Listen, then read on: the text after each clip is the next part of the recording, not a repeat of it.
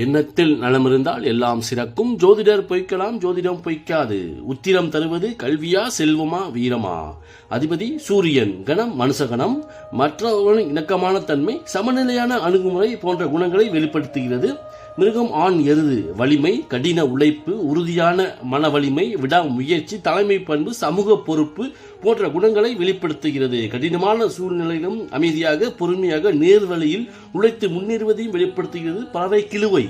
வேகமாக செயல்படக்கூடியதும் ஒற்றுமை போன்ற குணங்களையும் வெளிப்படுத்துகிறது. மரம் அலரி அல்லது அரளி செடியாகும். இது அமைதியையும் குடும்பங்கள், சமூகங்களின் அனைத்து நிலைகளிலும் ஒற்றுமையான, அமைதியான மற்றும் வளமாக வாழும் வாழ்க்கையை வெளிப்படுத்துகிறது. இது பொதுவான குணங்களாகும்.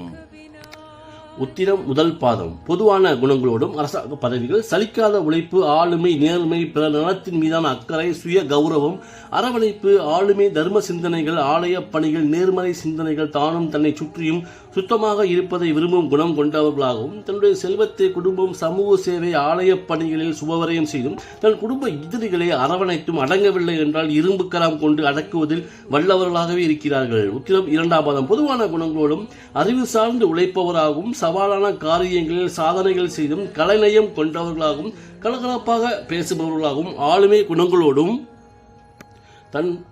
தன் செல்வங்களை குடும்பத்தின் தேவை அறிந்து செலவுகள் செய்தும், தன் குடும்ப எதிரிகளை கட்டம் கட்டி, திட்டம் திட்டி, வாய் பொத்தி, கைகட்டி நிற்கும் இருக்கச் செய்யும் சத்திரிய சாணக்கியர்களாக விளங்குவார்கள்.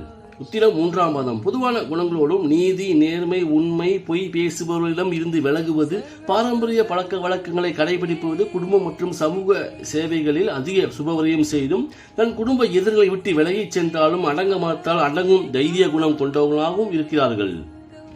உத்திரம் நான்காம் பாதம். பொதுவான குணங்களோடும் ஆன்மீகம், சுறுசுறுப்பு, நேர்மை, கொள்கையில் பிடிவாதம், தாயன்பு, முன்கோபமும், எடுத்த காரியங்களில் வெற்றி, தன் குடும்பத்திற்காக ஆடம்பரமாக செலவு செய்தாலும் ஆன்மீகம் மற்றும் தர்ம செயல்களுக்கும் சுபவிரயம் செய்தும், தன் குடும்ப எதிரிகளுக்கு ஆலோசனை கூறியும், திருந்தாவிடில் சாது மிரண்டால் காடு கொள்ளாது என்ற குணத்தை வெளிப்படுத்தி அதிர்ச்சி வைத்தியம் கொடுக்கவும் தயங்க மாட்டார்கள். உத்திரம் வெளிப்படுத்துவது வீரம், கல்வி, செல்வம் என்ற படிநிலையிலே உள்ளது. இங்கு வீரம் அதிகாரமாக செயல்படும் என்று கூறி விடைபெறுவது உங்கள் ராஜா ஜோதிடர் ஆதி. மீண்டும் அடுத்த பதிவில் சந்திப்போம். நன்றி, வணக்கம்.